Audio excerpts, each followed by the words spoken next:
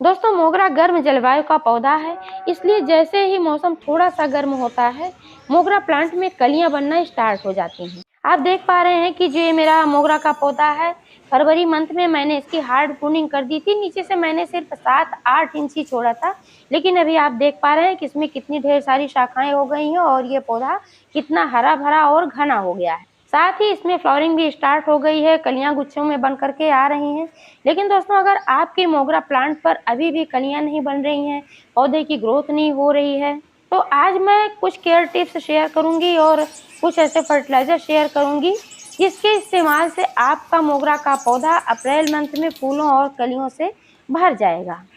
तो दोस्तों वीडियो पर अंत तक बने रहें, बिना स्किप किए पूरा देखें और जानकारी अगर पसंद आए तो लाइक करें, शेयर करें। चैनल को अभी तक सब्सक्राइब नहीं किया है तो प्लीज़ चैनल को भी सब्सक्राइब करके बेल आइकन को प्रेस कर लें ताकि सारे अपडेट्स आपको मिलते रहें। नमस्कार दोस्तों, स्वागत है मेरे YouTube channel love with nature में। दोस्तों मोगरा के बारे में पहला केयर टिप जो है ये है कि अपने मोगरा के पौधे को आप ऐसे स्थान पर रखें जहां पर कम से कम 5 से 6 घंटे की धूप आती हो, क्योंकि मोगरा का जो ये पौधा होता है ये सन लविंग प्लांट होता है। जब इसको अच्छी खासी धूप मिलती है तभी यह पौधा ठीक से चलता है और अच्छी फ्लावरिंग देता है। दूसरा केयर टिप्स है कि ये मोगरा जो होता है ये वाटर लविंग प्लांट है, इसलिए इसकी मिट्टी में हमेशा नमी बना करके रखें, कभी भी इसको ड्राई ना होने दें। लेकिन इस बात का भी ख्याल रखें कि मिट्टी दलदली नहीं होनी चाहिए और वाटरिंग से बचें।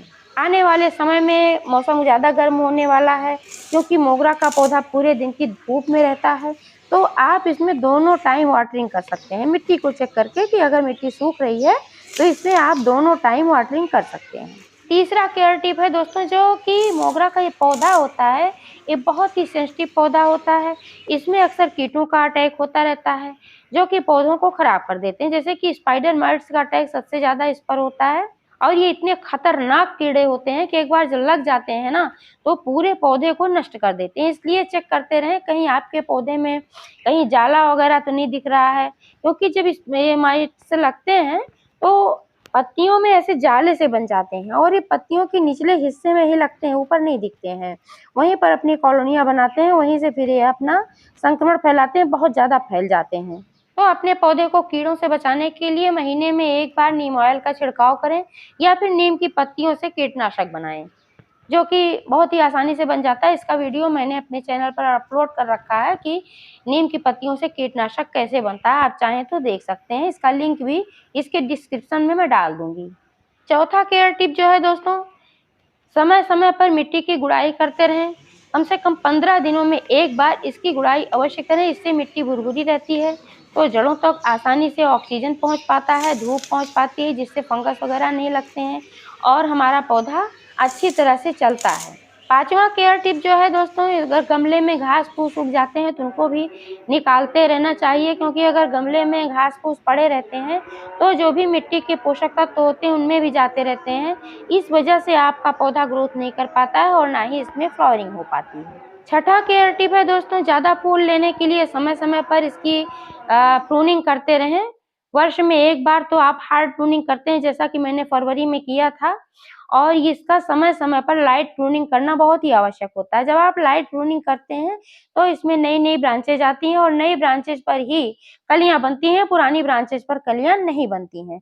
आप देख पा रहे हैं कि मेरे पौधे में कुछ ऐसी शाखाएं हैं जो कि काफी लंबी हो गई हैं, तो इन शाखाओं की भी यहाँ से छटाई कर देना है, क्योंकि जो लंबी शाखाएं होती हैं इनमें कलियां नहीं बनती हैं। या तो इसको किसी स्टिक के सहारे से ऐसे ही लगा करके खड़ा करते जाएं, जब ज़्यादा लंबी हो जाएंगी तो इसमें और शाखाएं छोटी छोटी निकलेंगी, तब इसमें कलियां बन सकती हैं। लेकिन मुझे अपने पौधे को बुशी बनाना है, इसको शेप देना है, इसलिए इसको मैं ऐसे ही कट करके हटा दूंगी। कुछ पत्तियां आप देख पा रहे हैं कि थोड़ी सी कर्ल हो रही हैं, तो कर्ल होने के कई कारण होते हैं, यानी कि पत्तियां जो होती हैं इनके मुड़ने के कई कारण होते हैं। ये तो होता है कि अगर पौधे पर माइट्स वगैरह लग गए हैं, किसी प्रकार के कीड़े का अटैक हो गया, तब भी पत्तियां मुड़ती हैं। दूसरा है पानी की कमी होती है, तब भी पत्तियां मुड़ती हैं। और तीसरा जो बड़ा कारण है, पोषक तत्वों की जब कमी होती है, खासकर फास्फोरस और मैग्नीशियम पोटेशियम वगैरह की, तब इसकी पत्तियां मुड़ती हैं। मोगरा के पौधे को कैल्शियम की भी बहुत आवश्यकता होती है, क्योंकि जो सफ़ेद फूलों वाले पौधे होते हैं इनको कैल्शियम की आवश्यकता ज़्यादा होती है। इसलिए दोस्तों आज जो मैं इसमें फर्टिलाइज़र देने वाली हूँ, ये कैल्शियम और फास्फोरस से भरपूर है, साथ ही इसमें सल्फर भी पाया जाता है, जो कि मोगरा के पौधे के लिए वरदान साबित होता है। अगर आपके पौधे की पत्तियां मुड़ रही हैं तो आप खट्टी छाछ का भी इस्तेमाल कर सकते हैं, क्योंकि खट्टी छाछ में भी कैल्शियम और फास्फोरस की अच्छी मात्रा पाई जाती है और नेचुरल है। अगर सही तरीके से इसका इस्तेमाल आप करते हैं तो ये भी आपके पौधे को फ़ायदा पहुंचाएगा, क्योंकि मैंने कई बार इसको भी करके देखा है। तो दोस्तों 7वां केयर टिप जो है ये है इसमें फर्टिलाइज़र देना। मिट्टी को तो मैं अक्सर गुड़ाई करती रहती हूँ, इसलिए मेरे गमले की मिट्टी जो है हमेशा पोरस बनी रहती है। जब भी आप मिट्टी में फर्टिलाइज़र दें तो मिट्टी की गुड़ाई ज़रूर कर लें। आज मैं जो खाद देने वाली हूँ दोस्तों ये है एसएसपी यानी कि सिंगल सुपर फास्फेट। ये फर्टिलाइज़र आपको शॉप पे भी मिल सकता है और आप ऑनलाइन भी खरीद सकते हैं।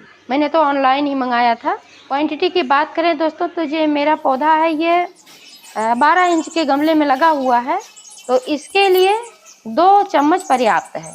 फर्टिलाइज़र को अच्छी तरह से मिट्टी में मिक्स कर देना है और मिट्टी में मिलाने के बाद फिर देना है पानी, क्योंकि कोई भी फर्टिलाइज़र जब दिया जाता है तो पानी ज़रूर देना चाहिए। इस बात का भी ध्यान रखें कि जब भी फर्टिलाइज़र दें तो मिट्टी को ड्राई करके ही दें, गीली मिट्टी में कभी भी फर्टिलाइज़र नहीं देना चाहिए। फर्टिलाइज़र देने का सही टाइमिंग भी होना चाहिए। दोपहर की कड़ी धूप में कभी भी फर्टिलाइज़र ना दें, ना ही किसी कीटनाशक का इस्तेमाल करें। जब भी आप फर्टिलाइज़र दें पौधों को तो शाम के समय दें। तो दोस्तों इस तरह से आप अपने मोगरा प्लांट की केयर करेंगे और फर्टिलाइज़र डालेंगे तो निश्चित रूप से आपके पौधे में अप्रैल मंथ में बहुत सारे फूल आने वाले हैं। जानकारी कैसी लगी कमेंट करके अवश्य बताइएगा। पूरा वीडियो देखने के लिए बहुत बहुत धन्यवाद।